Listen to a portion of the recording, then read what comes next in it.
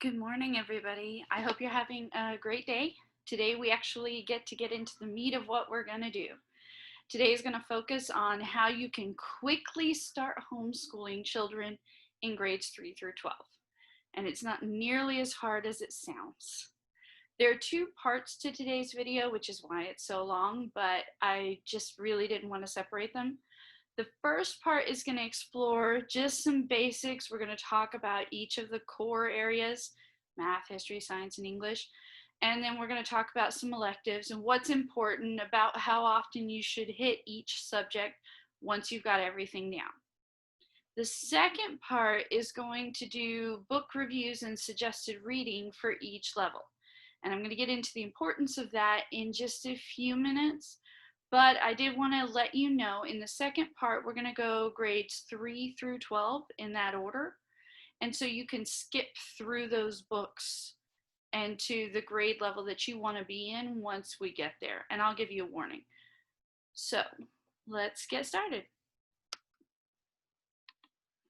All right, so our quick start guide for homeschooling a child in grades 3 through 12. Before I go into all of the subjects, let me hit something very quickly. This quick start guide is not a be-all, end-all to homeschooling. It is how can you start homeschooling tomorrow for very little to no money if your child is in grades 3 through 12. And I can tell you the key component here is by having them read. We're going to talk about each subject in specific examples and things you can do for each subject in a minute. But in grades 3 through 12, the easiest way to just start homeschooling is to have them read. Find books that are about scientists, find books that are about mathematicians, find books that are placed in history, and just have them read. At the very least, it gives them an overarching picture of what's going on in the world, and in some ways has a huge benefit over school itself. School, you have several different teachers teaching the subjects in a disjointed way so that it seems like chemistry and math are not related, or that history and English have no connection to each other. Whereas if you just start having them read books about mathematicians and books about scientists and books about history, then they're going to pick up very quickly that everything is really interconnected. And I don't want to get too much into that, but that's the main point of this video. If you want to start homeschooling your children tomorrow, the easiest way to do it is to pick up some books and have them read. It's not an everything, but it does do the job. So let's go ahead and talk about each of the grade levels. Oh, I'm sorry, not each of the grade levels, each of the core subjects. Reading. Reading, if you can't tell, at least as far as I'm concerned, is the most important subject your child will be asked to do. A person who cannot read at least an 8th grade level and write at that level does not succeed in the professional world at all. They end up in jobs such as construction or flipping burgers at McDonald's. That's what usually happens if people can't read. So the importance level is very high. How often should your child do it? At least 5 times a week. When I say daily, that's what I mean, 5 times a week. They should read at least 5 times a week. Next week, I'm going to talk about literacy and how much they should read and the benefits. But for today, all we're going to talk about is they need to do it every school day. The content is very flexible. It's not just a little flexible, it's very flexible. Whether they're reading fantasy or classical literature or biographies or autobiographies or letters or speeches, it is super flexible. They just need to be reading. The level. So if you don't know where your child is reading, which is super understandable, it's even a hard thing for teachers to determine, there are some online assessments you can take. And if you look down in the summary for this video, there is a link to an article that has assessments from I think 5 or 6 different sources. I want to say it was 5 different sources when I looked, and they were looking to add more. And they review the accuracy of each one. You can pick one and have your child do it if you're not sure where they're reading. The level they're reading at is important because it determines which books are appropriate for them. You don't want to pick something that's too hard or too easy. So you can look into that, and I'm going to go more into Lexile scores and all of that when I do literacy.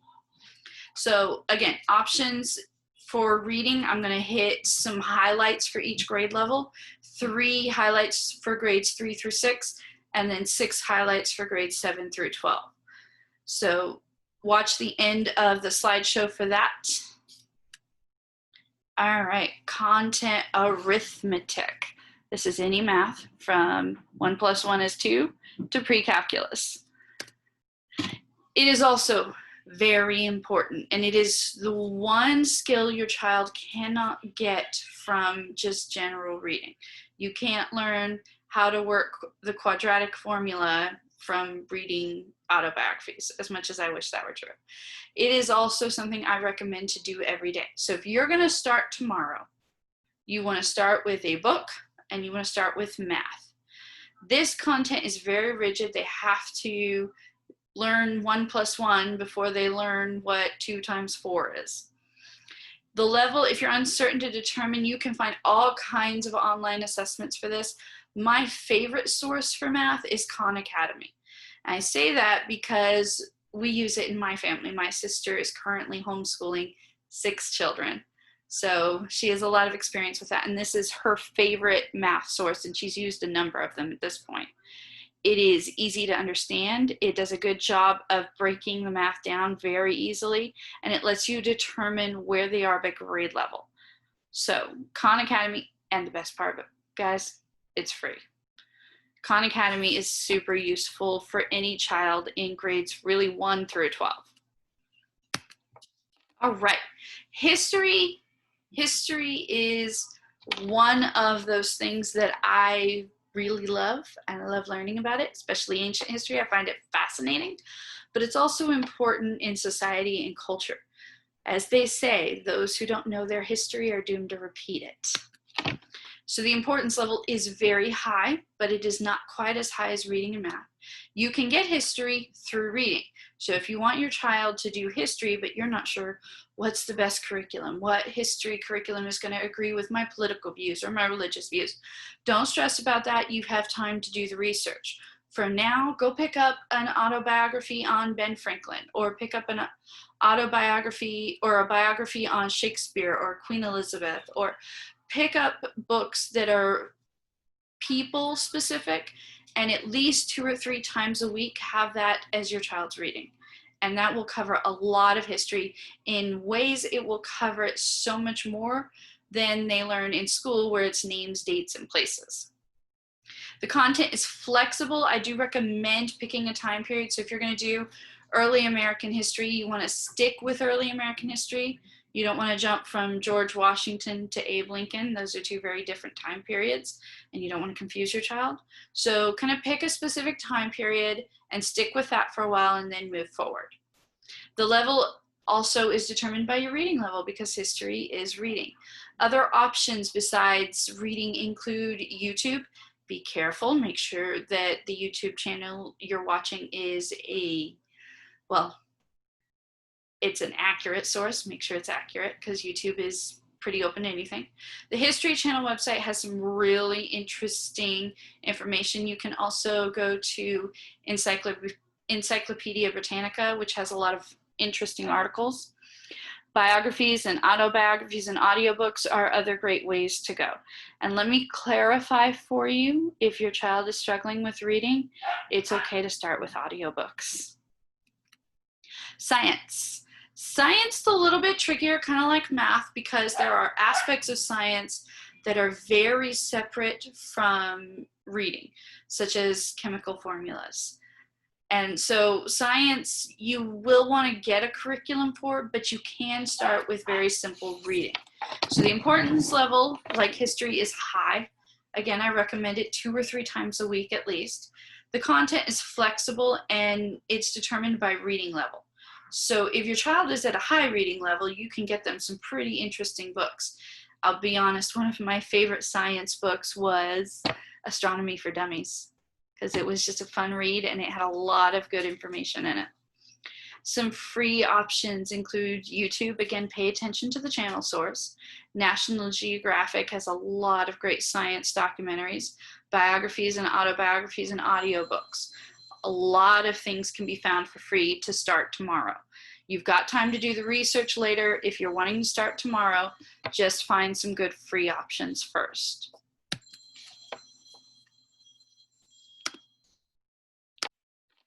Okay, foreign language. This is Spanish, French, sign language, Portuguese, whatever foreign language you want your child to learn. This is medium level importance. Yes, it is important for a child to learn a second language. It's good for their brain. It helps them grasp English better by learning other languages, but it is not so important that you have to start it tomorrow. You've got some time to do a little bit of research before you do it. Once you do begin foreign language, probably twice a week is a good amount of time to spend on it. Let's be honest, the foreign language we learn in high school, for most of us, does not last with us. It only lasts if we have a reason to use it. The content is flexible based on the language desired. If your child is very young, I wouldn't even stress about it. You can do some fun Spanish vocabulary or French vocabulary if you like, but don't stress about it. The level is determined by the desire to learn and past knowledge. That is the best I can give you for that. The options are flexible, but I caution you when you consider free options, because my experience has been foreign language software that is free tends to be very politically run. It has a very political agenda. So just be very careful when you look at free options and vet them and make sure you're comfortable with them before you use them. Okay, art, music, cooking, anything extracurricular. This importance level is low, meaning you do not need to start it right away. You don't have to have a whole curriculum set out for tomorrow. If your child wants to learn it, you can set up classes, you can find a curriculum, you can do the research, you've got time. Don't stress about any of this. I do recommend finding ways for your child to have fun, finding content that is unique and interesting. Maybe if your child's really into computers or gaming, you can put them in a gaming class at some point. But here at the beginning of homeschool, don't even stress about it. All right? So online resources for reading for history, science, current issues, and literature. There are two websites that English teachers love. We use them probably more than we use the textbooks the schools provide for us, at least in high school, because it gives us a huge amount of flexibility and a huge amount of ability to vary our content based on the level of the class, because just because we teach 10th grade doesn't mean everybody's at 10th grade. So it lets us be flexible, and these two websites are really useful. So commonlit.org, that's my favorite. That's the one I use all the time. It lets you find articles and short stories and speeches and all these different texts based on grade level, and or based on theme, or based on genre, or based on it connects to this book, or it connects to that idea. So CommonLit is really useful in that way. Newsy LA is really good for current issues. It's really good for history and science specific, science a lot. I like to go there to get science and technology articles. It lets you determine the reading levels. So next week when I talk about literacy and Lexile levels and all of that, I'm going to show you Newsy LA or Newsella, so that you can see what different Lexile levels look like, and you can see how to determine which one is best fit for your child. All right. At this point, we're going to take a little bit of a pause before I get into the next section, because I want to talk about what we're doing here. So for the next section, We are going to look at each grade level and some suggested reading that may include history, science, literature, character building reading that children can do at each grade level to help them continue to learn, to help them be better at various subjects. Things that you could go to the library and pick up for free right now and bring home and start homeschooling your child tomorrow. That's our goal. If you have a child in 9th grade, you can look down in the comments at the bottom of this video, not in the comments, in the summary, and there is a note telling you 9th grade starts at this minute, this second. And you can zoom forward to that minute and that second and just look at what I have for 9th grade. Or you can listen through 3rd through 12th grade and get kind of a picture of all of the different books that I have on my suggested reading. Also, at the bottom of this video in the comment section, there are links to various suggested reading lists. So there's a link to a suggested reading list that includes grades 1 through 12. And then there's a link for each grade, 1 through 8. And then there's a link for each grade in high school, 9, 10, 11, and 12, so that you can get an idea of what the common reading is for those levels. Now understand that in grades 9 through 12, there's a lot more literature and a lot less history and science, because in high school, those are very separated. But this is a great place to start tomorrow. Tomorrow, if you want your kids to be homeschooled, tomorrow you start with reading and you build everything else on that. So, some 3rd grade reading suggestions. I've only got 3 up here, but there's a whole list on the link. I want to talk about these 3 specifically because I think they kind of, well, they demonstrate exactly what I'm talking about. Benjamin Franklin, this little biography that I've included, is history and science and literature all at once, because this focuses on Benjamin Franklin as an inventor, not as a politician. But it also looks at some of his political life. And so it's got history and science there in the content, and it has literature in the reading. So if you want to read about the Founding Fathers, this is a great book in 3rd grade. And by doing just this book, you can cover 3 subjects all at once. The Courage of Sarah Noble, while it still has a good chunk of history in it, also focuses mostly on culture. So it's history and culture and the founding of our country and what life was like back then at the beginning. Then you have books like The Horse and His Boy, which is pure fantasy and so much fun. It's one of my favorite books growing up. It's fantasy mostly. It's great for reading because it's at an easy reading level. It's great to read together with your children in 3rd grade. And it's about character building. It explores the idea of doing what's right even when it's not easy. It explores the idea of consequences for our bad decisions. It is very useful for kids to read fantasy and character building. And it's also useful to have kids read things that are fun, because you don't want them to hate reading because all reading is boring. We don't want that. We want to show them reading is fun too. So 4th grade, if you have a child going into the 4th grade next year, I'm going to pause here for a second. All right, if you are just joining this video, we've got 3 suggestions for 4th grade: history and science, history and culture, and fantasy and character building. So history and science, I included this book, Starry Messenger, because it's about Galileo and it's his story, and it's so much fun to read about someone who was so ahead of his time and who discovered things that changed the way we viewed the world. If you want history and culture, you can read about the Magna Carta in this book. It's great for 4th grade. It talks about how the people of England were tired of being oppressed by King John, and I do mean the King John from all of the Robin Hood stories, and how they cornered him and forced him to sign this charter, the Magna Carta, which protected their rights as human beings, that limited his power. And then if you want something fun to read with your fourth grader, a great one to read is 20,000 Leagues Under the Sea. It has a big squid, it has a submarine, it has adventures. It is especially good for catching those little boys who just don't seem to be interested in sitting still. So it is a good book to start tomorrow with your children and just kind of build your relationship with them with something fun.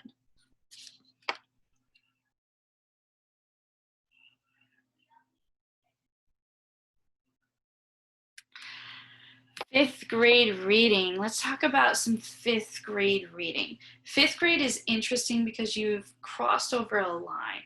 You begin to read more on your own. You need less supervision. You still need supervision, but you need less of it. And you can start reading things that have some real meat to them.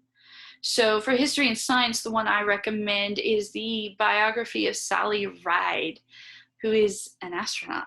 And fifth grade is a great time to go over the planets and the solar system and basic astronomy. It's a lot of fun to do it too. So this is a really great story to just, or a really great book to just kind of start on. Then you have Marooned, which is history and culture. This is the real life Robinson Crusoe, a man who really got stranded on a desert island and what he did to survive. It's a strange tale, but it's a lot of fun. And it's not fiction, it's real. And to pair with that, if you want something along the same lines, but a little more fun and a little more lighthearted, you can do The Swiss Family Robinson, which if you have not read it, they build the coolest treehouse in the world. Kids love it. And then it's a great one to watch with them.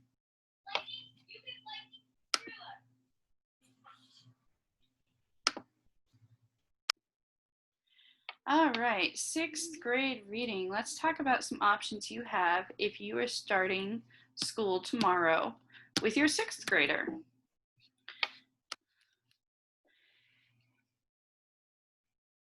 When I was in sixth grade, I was homeschooled and my mom worked a full-time job and we had a ton of books and I was bored out of my mind. So I read a whole bunch of books, some of which I liked and some of which I didn't. But one of my favorites and one of the ones that has stuck with me since then is this book about Samuel Morse. And yes, the cover looks a little bit boring, but Samuel Morse had an eventful life. But the most notable thing about him is that he invented the telegraph. Now, the telegraph is a very simple machine that allows you to send little electronic shocks that let you get the Morse code from one machine to another. But it is the first machine to use electricity in history. It is the start of everything that we have today. Lights and air conditioning and heaters, they all come from this idea that we can use electricity. And Samuel Morse was the first one to successfully use electricity. So I do recommend reading this, and his life is very interesting.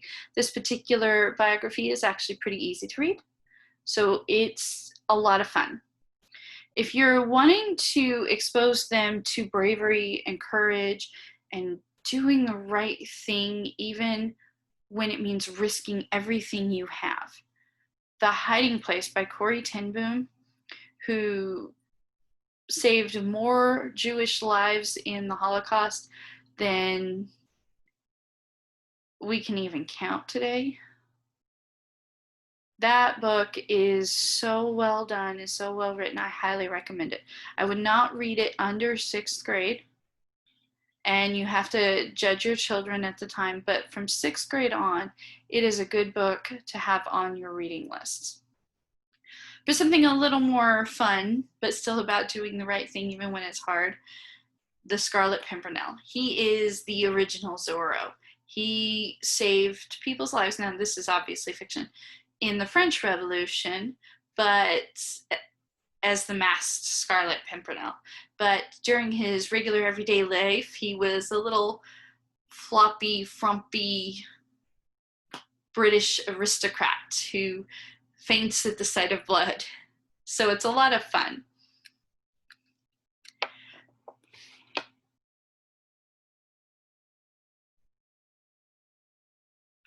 So in seventh grade is the start of secondary.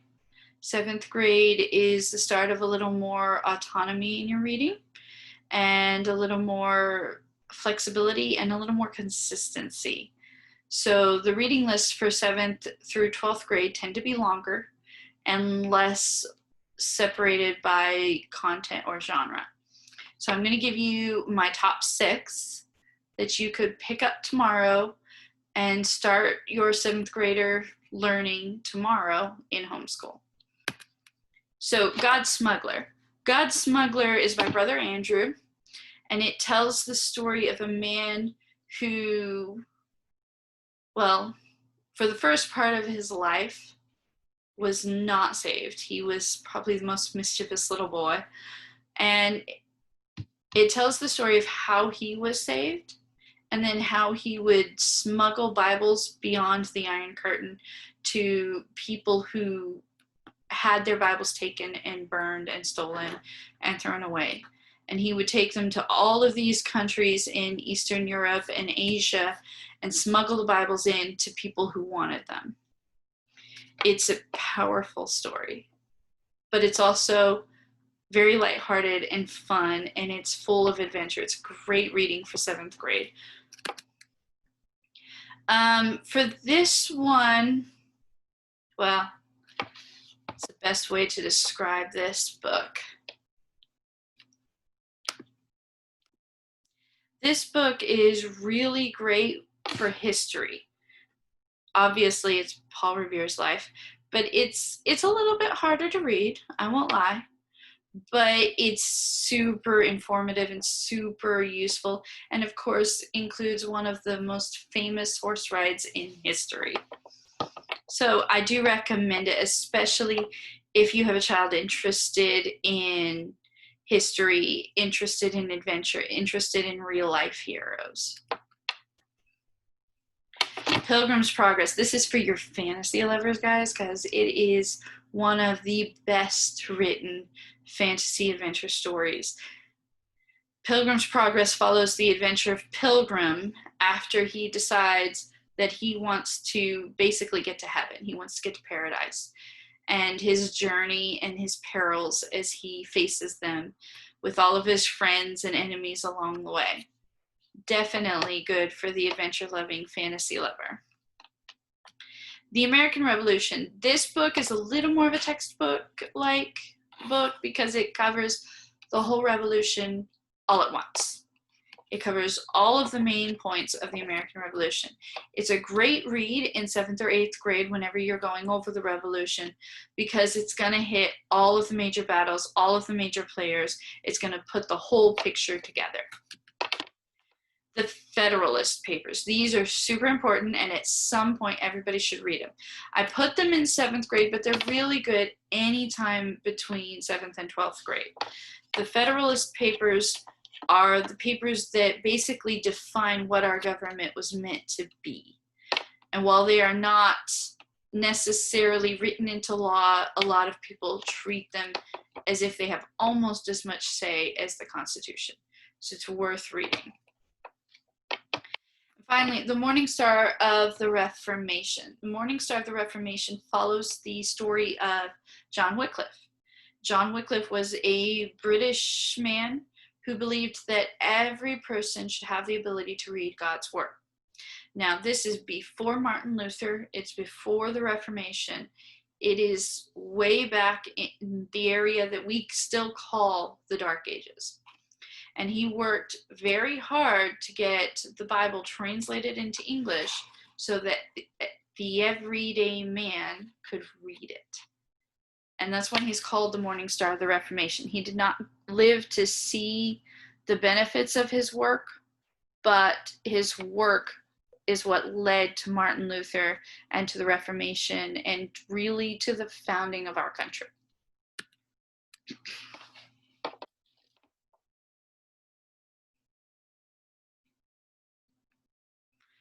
All right, 8th grade. 8th grade, you begin to work on kind of the more complex ideas and not so much about more complex reading at this point. So you begin to work at making connections and dealing with the harder texts that deal with bigger ideas. So The Diary of a Young Girl in Frank is a pretty simple read because it's written by a young girl. It is her diary. But it follows the life of Jews in Germany who were trying to hide from the concentration camps.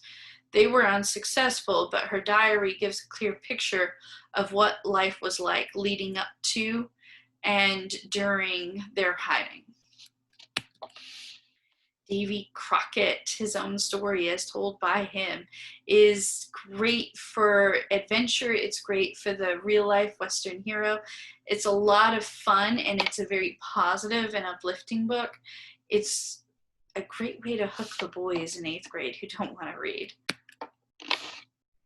Destination Moon, this is for your boys and your girls, anybody who likes space. This is the spiritual and scientific voyage of the 8th man to walk on the moon.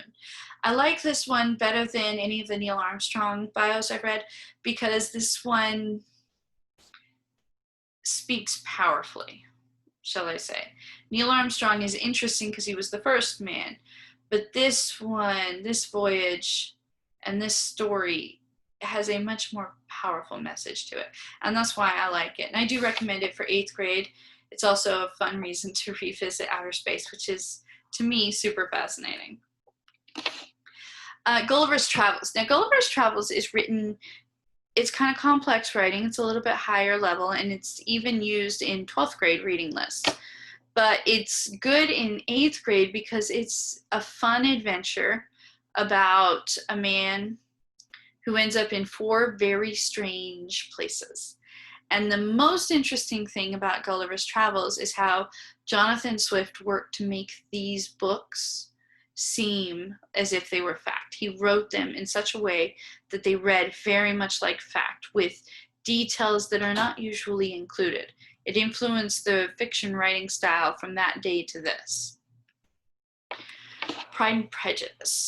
Pride and Prejudice is definitely a girl's story, but it is a really good story to explore British culture at the time. It goes into class structures and socioeconomic statuses and lord and ladies and kings and queens, and it goes into the reality of what that probably looked like, because it was written by someone at that time about life in that time.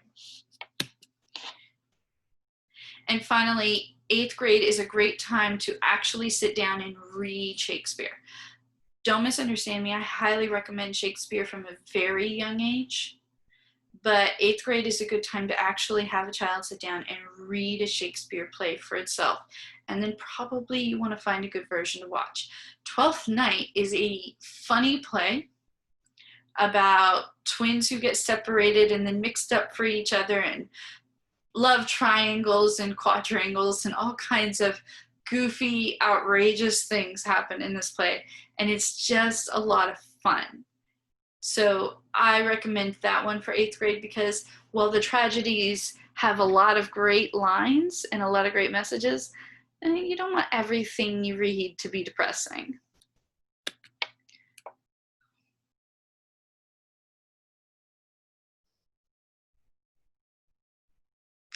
Ninth grade reading. So if you want to start school tomorrow with your 9th grader who you've never homeschooled before, here are some suggested readings that you could start with just to get the ball rolling. A Tale of Two Cities. This is great for historical reasons. It's great for language reasons. It's just overall a good book to read. It follows, well, 2 cities and the events that take place in those 2 cities at the same time during revolutions and fighting and all kinds of crazy interpersonal stuff. It is recommended, but it is also Charles Dickens, so be aware of that. It's a little bit higher level reading. So, Journey to the Center of the Earth. This one is if you want something a little bit more fun. It does have some actual science in it, but it's a little hard to separate from the not science, so I don't recommend it for that. but I do recommend it for a fun adventure story that talks about character building. It's a great way to just kind of kick off reading, and it's something you can do together with your children. Here is another great historical book, Martin Luther by Arithmetic. I recommend this one because it's actually kind of easy to read, but a lot of Martin Luther books are very hard to read, so don't just get any Martin Luther book. I'm recommending this particular one. When you do Martin Luther, you're looking at the Reformation. You're looking at the source of, well, the source of the US, really. You're also considering the separation of churches and the creation of denominations and all of that. This book is really good because it kind of takes a big picture look at it. Romeo and Juliet. It's the 9th grade play. It is the play that we most commonly do as teachers in 9th grade. And I recommend it mostly because it's a great way to talk about being irrational when we're young. It's a great way to talk about how bitterness and anger can cause horrible things to happen in our lives and the reason not to let that happen.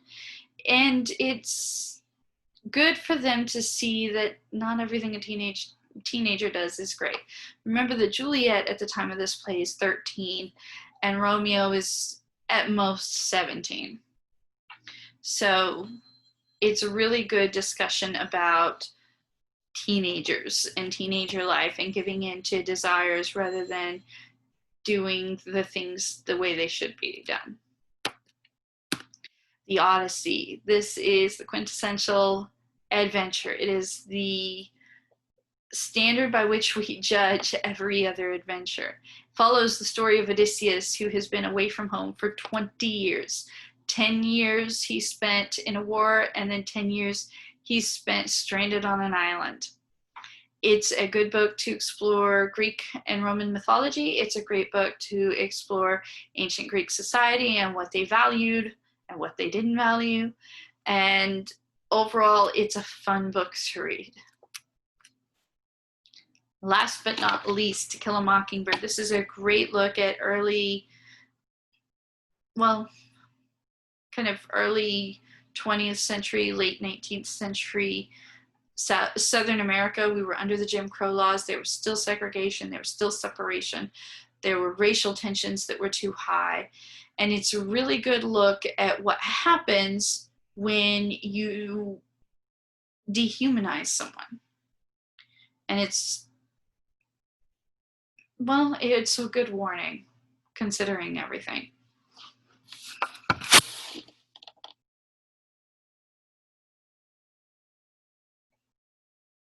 All right, 10th grade reading. 10th grade reading is interesting. So my most recommended book is Animal Farm. It's easy, it's fun, it's kind of goofy because animals can talk and they take over the farm and all kinds of stuff. But it is also a great discussion of the logical end of Marxism and the logical end of socialism. So I recommend this book by George Orwell because it's one thing that can clearly create for your child the picture of choices that we don't think about. The things we think sound good in the moment, but we don't think about what the long-term consequences could be. Antigone. Antigone is one of the most common plays that we do in 9th grade. I recommend it only really because of that. There's nothing inherently great about Antigone other than it's a good way to teach ancient Greek tragedies.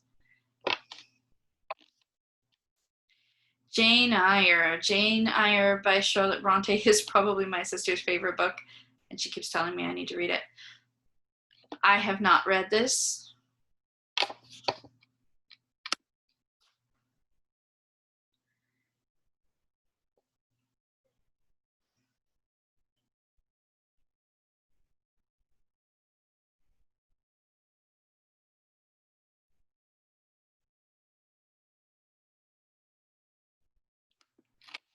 Except in excerpts. but the parts that I have read, I think are really, really great. And I do recommend it. It is a good reading level for 10th grade. It's challenging, but not super challenging. And it's kind of a fun story. Ben Franklin's autobiography. So this is kind of my nonfiction historical recommendation for 10th grade. And it's written by him as advice to his son. It is really good reading. It's not a lot. It's not super long, but it's really good reading, and it goes over a lot of things. Ben Franklin was a realist. He was down to earth and a pragmatist, and some of the things he has to say are pretty accurate. So I do recommend Ben Franklin's autobiography for 10th grade. Julius Caesar, this is the play I definitely recommend for 10th grade. Julius Caesar is a fictional rendition of the death of Julius Caesar. He actually has very few lines in the play, but it has some of the most powerful speeches. And if your child is in 10th grade, one of the things you want them to read are a bunch of speeches, because it's really focusing on getting them to think about persuasion. And Julius Caesar shows you the effect of persuasion. So it's a great play to look at for that. And finally, C.S. Lewis's Mere Christianity. It is actually a pretty easy read, because it starts out as, well, it starts out as radio shows. And so each chapter is only maybe 4 or 5 pages long. It's the logic behind Christianity, written from the perspective of a person who didn't always believe it was logical. So he's got some amazing insights into, well, Christianity.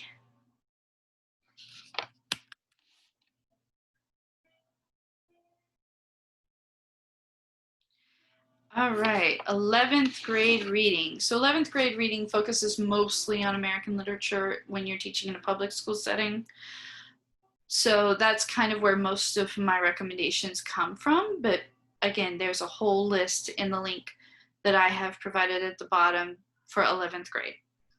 Of Mice and Men, especially if you are pulling your child out of school and you're starting homeschool tomorrow, Of Mice and Men is a great way to start. Now, I'm going to warn you, it uses the N word a lot. That's the word it uses. But it is easy reading. It's at about an 8th grade reading level. But the content looks at early 20th century, in the 1930s. During the Dust Bowl, it follows 2 men who went to California to find work because there was nowhere else that you could get work as farmhands, and that's what they were doing. It's very short, it's easy reading level, and it's a good look at, well, what happens when you don't view people as equals. Nathaniel Hawthorne's The Scarlet Letter. So if you're pulling your child out and your child is an AP student and they're high level, this is a great book to read. It is very commonly done in AP Lit in 11th grade. And The Scarlet Letter follows a woman who has an affair with the local pastor and gets pregnant. And so she gets a scarlet letter attached to her that she has to wear on her clothes all the time, so that everybody knows that she's an adulteress. It's a scarlet A, just so you know. And the pastor from the pulpit says very nasty things to her, but she doesn't tell who the man is. It's an interesting book. It's a good discussion on hypocrisy, and I do recommend it.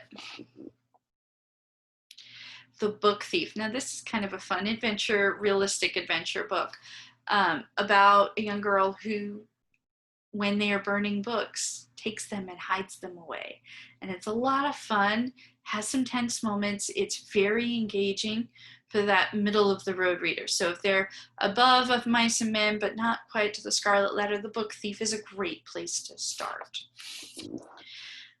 This is the play I recommend for 11th grade, I've taught it several times and I find it fascinating. It's a lot of fun, but it does have some inappropriate topics such as adultery and such. So I don't recommend it lower than about 10th, 11th grade. And it's The Crucible. It's a fictional rendition of the Salem witch trials that has a lot of historical accuracy. Understand it is not completely accurate because Abigail in the play is portrayed as a 17-year-old and in real life she was 12. But there's a lot of things that Arthur Miller researched and incorporated into the play to make it as historically accurate as possible while providing his subplot with Abigail. So I do recommend that one. It also is a great book for talking about mob mentality and what happens when you stop thinking for yourself and just follow the crowd. The Great Gatsby. The Great Gatsby is very commonly done in 12th grade, and it is a great way to look at society and culture in the US in the 1920s when liquor was illegal and people got rich because they sold illegal liquor. The story is sad. The language is a little tricky to understand, but the book isn't very long, so you can take your time and go through it slowly. Another possibility is Wuthering Heights by Emily Bronte. Much like her work, Jane Eyre, the characterization is super rich. And the story is very engaging. As a matter of fact, I picked this up and read it when I was in 10th grade, and my little sister, who is 10 years younger than me, got it after I was done, about a year later after actually. So she was in about 3rd grade, and she picked it up and read it, and oh, she loves that book. I don't want to go too much into it, but it is a great book. It is a little more complicated than the language side, but not quite as hard to read as The Scarlet Letter.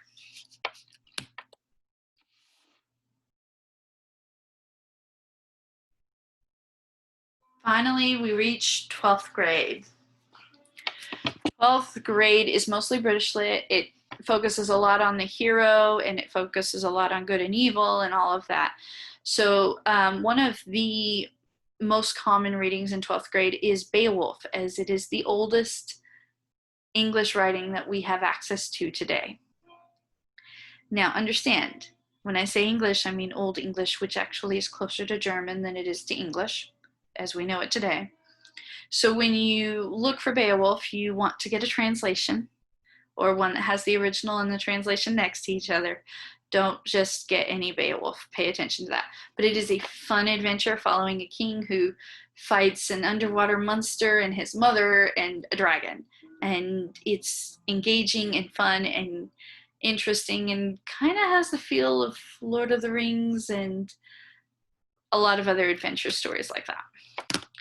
Crime and Punishment for your higher achievers. Crime and Punishment is it's an interesting look at society and culture under, different circumstances than what we want to be. It's recommended especially for your AP kids. Even though it's Russian, it's really not good under about 12th grade, but I do recommend it if you've got a child who is an AP student. Frankenstein. This, as you know, I don't have to go too much into the story of Frankenstein.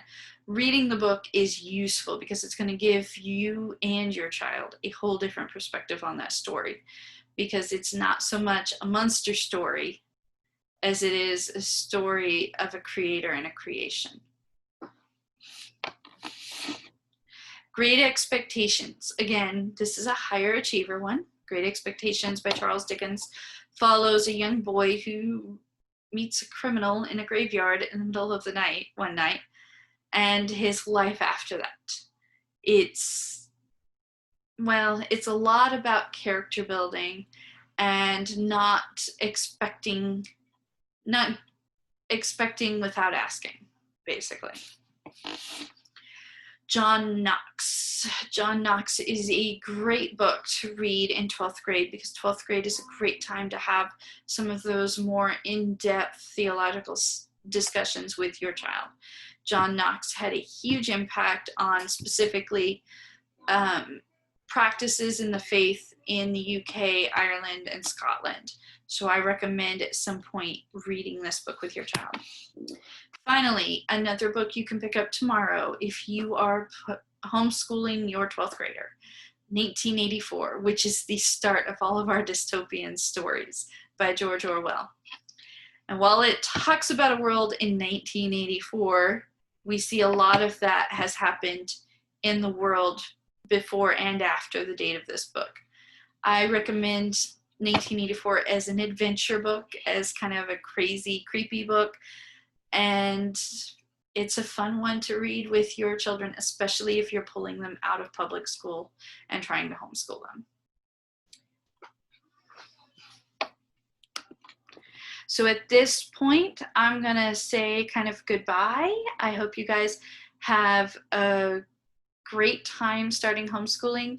If you are planning to start homeschooling with your children who can't read as well, make sure you watch tomorrow's video so that I can give you some ways you can start cheaply with very little money homeschooling your children who can't read tomorrow.